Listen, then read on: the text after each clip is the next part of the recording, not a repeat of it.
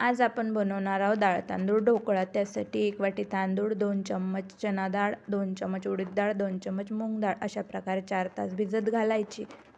नंतर त्यामध्ये 1 वाटी पोहे, अर्धी वाटी दही घालून फिरवून घ्यायचे। अजून अर्धी वाटी पाणी घालायचं आणि फिरवून घ्यायचे।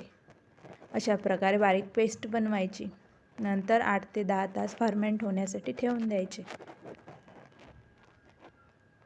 नंतर त्यामध्ये थोडं पाणी घालायचं।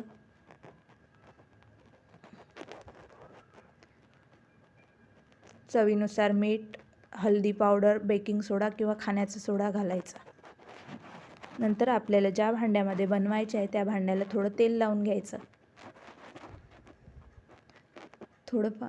अशा प्रकारे वाफवून घ्यायचे। आपला ढोकळा शिजला का चेक करायचं।